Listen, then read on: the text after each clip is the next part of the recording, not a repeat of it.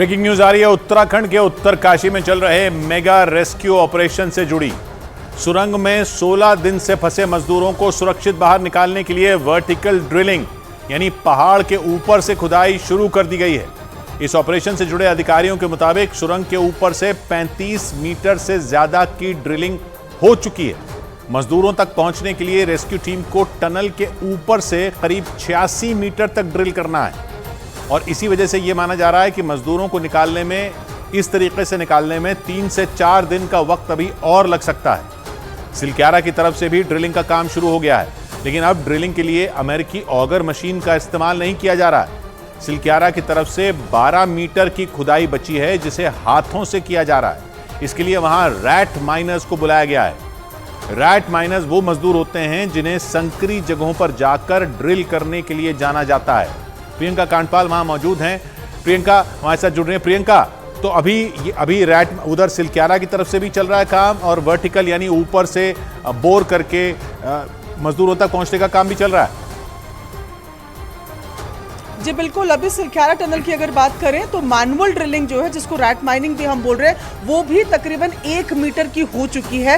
दरअसल जो कल ऑगर मशीन के ब्लेड्स फंसे, उसके बाद उसका हेड फंस गया था, उसको निकालने में बहुत ज़्यादा मशक्कत लगी और उसके चक्कर में 1.9 मीटर्स पाइप आगे मुड़ गया था, उसको भी काटना पड़ा है। तो उसको माइनस करें अगर, तो उसके हिसाब से भी हम 1 मीटर आगे बढ़ गए हैं और अब मैनुअल ड्रिलिंग का काम जो है वो 24/7 यानी कि 24 घंटे चलेगा, लगातार चलेगा। 12 लोगों की टीम है, एक शख्स अगर थक जाता है तो दूसरा उसको रिप्लेस कर रहा है और लगातार ये काम चल रहा है। साथ ही वर्टिकल ड्रिलिंग की अगर किशोर बात करें तो 36 मीटर की वर्टिकल ड्रिलिंग भी हो गई है और 86 होनी है, तो वहां पर भी 50 का सफर है। लगातार दोनों ही ऑप्शंस पर तेजी से काम हो रहा है, लेकिन अभी भी एक्सपर्ट्स की उम्मीद यही है कि सिलक्यारा टनल के मुहाने से जो हॉरिजॉन्टल ड्रिलिंग हो रही है, मजदूर उसी से बाहर आएंगे।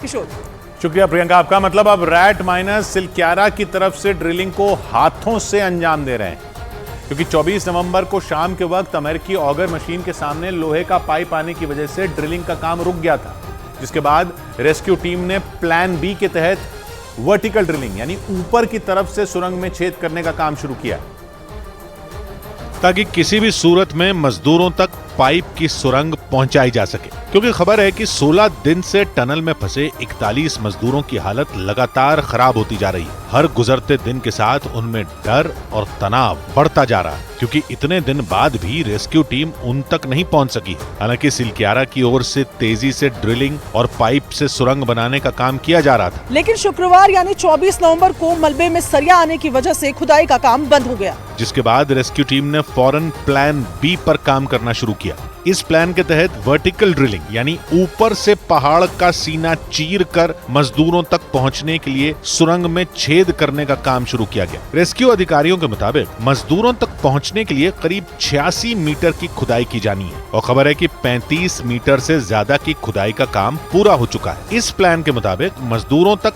पाइप से सुरंग बनाई जा रही है। इसके लिए पाइप को एक के पीछे एक जोड़कर पहाड़ के अंदर धकेला जा रहा है। लेकिन रेस्क्यू ऑपरेशन से जुड़े विशेषज्ञों के मुताबिक सुरंग में ऊपर की तरफ से खुदाई करना बेहद खतरनाक और जोखिम भरा है, क्योंकि ड्रिलिंग के दौरान मशीन की कंपन से बड़ी मात्रा में सुरंग में मलबा गिर सकता है और अगर ऐसा हो गया तो फिर मजदूरों के साथ रेस्क्यू टीम की मुसीबत भी बढ़ जाएगी। और इसीलिए रेस्क्यू ऑपरेशन से जुड़े विशेषज्ञ वर्टिकल ड्रिलिंग को खतरनाक और जोखिम भरा बता रहे हैं। लेकिन रेस्क्यू टीम के पास इसके अलावा कोई दूसरा चारा भी नहीं है, क्योंकि डंडाल गांव की ओर से मजदूरों तक पहुंचना इससे भी ज्यादा मुश्किल है। इसी वजह से रेस्क्यू टीम पहाड़ में ऊपर से नीचे की तरफ बड़ा छेद करके रास्ता बनाने में जुट गई। लेकिन डर यह है कि खुदाई के दौरान मशीन की कंपन की वजह से सुरंग में बड़ी मात्रा में मलबा गिर सकता है। एक्सपर्ट बताते हैं कि सिलक्यारा की तरफ से 47 मीटर खोदने में करीब 3 दिन लगे थे। ऐसे में ऊपर से ड्रिलिंग कर मजदूरों तक पहुंचने में 4 से 5 दिन का वक्त लग सकता है, वो भी तब जब ड्रिलिंग लगातार होती रहे और मलबे में ऐसी चीज ना आए जिससे मशीन को कोई नुकसान हो। हालांकि ड्रिलिंग के दौरान आने वाली इस चुनौती से निपटने के लिए भी रेस्क्यू टीम पूरी तैयारी कर चुकी है। खबर है कि ड्रिलिंग मशीन का हिस्सा टूटने या फिर फंसने की आशंका को देखते हुए उसे निकालने के लिए पहले से ही वहां कटर मशीन बुला ली गई है, ताकि मजदूरों तक पाइप से बनाई जा रही सुरंग का काम बंद ना हो। विशेषज्ञ बताते हैं कि वर्टिकल ड्रिलिंग यानी ऊपर से की जा रही खुदाई सामने की तरफ से की जाने वाली खुदाई से धीमी होती है। मतलब मजदूरों तक पहुंचने के लिए टनल के ऊपर पहाड़ में छेद करना किसी चुनौती से कम नहीं है। इस काम को सतलुज विद्युत निगम लिमिटेड अंजाम दे रहा है। लेकिन आशंका ये जताई जा रही है कि ड्रिलिंग के दौरान मशीन के सामने चट्टान आने की वजह से मशीन भी खराब हो सकती है और इसी वजह से रेस्क्यू टीम ने वहां कटर मशीन पहले ही बुला ली है ताकि मशीन का कोई हिस्सा अगर फंसे तो उसे काट कर निकाला जा सके। रेस्क्यू ऑपरेशन से जुड़े अधिकारियों के मुताबिक इस वक्त जिस मशीन से पहाड़ में छेद किया जा रहा है वो सिर्फ 40 मीटर तक ड्रिल कर सकती है। इसके बाद वहां बड़ी मशीन लगाई जाएगी जो 40 मीटर से आगे यानी और 46 मीटर की खुदाई कर मजदूरों तक पाइप से सुरंग बनाने का काम करेगी। लेकिन एक मशीन को हटाकर वहां दूसरी मशीन लगाने में कई घंटों का वक्त लग सकता है। जबकि सिलक्यारा की तरफ से यानी सामने की तरफ से मजदूरों तक पहुंचने के लिए रेस्क्यू टीम ने हाथों से खुदाई करने का प्लान तैयार किया और इसके लिए वहां रैट माइनर्स की एक टीम बुलाई गई।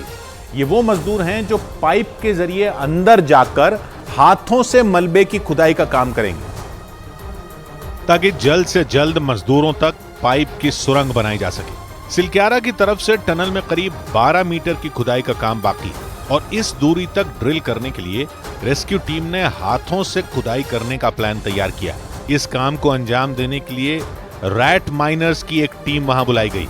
संकरी जगहों में जाकर ड्रिल करने वाले मजदूरों को रैट माइनर्स कहते हैं। सिलक्यारा टनल के बाहर रैट माइनर्स की जो टीम पहुंची है उसमें 6 लोग शामिल हैं जो पाइप के अंदर जाकर मलबे में ड्रिल करेंगे। पाइप में घुसेंगे, मट्टी कच्ची गेंती से खुदेंगे। अच्छा, फिर उसको निकालेंगे बाहर, गड्डी पर रख के तसले बाहर निकलेगी, रस्सा से खींचेंगे। जानकारी के मुताबिक ये लोग 2-2 के ग्रुप में सुरंग में डाले गए पाइप में जाएंगे और बची हुई 12 मीटर की हॉरिजॉन्टल ड्रिलिंग यानी सीधी खुदाई को हाथों से अंजाम देंगे।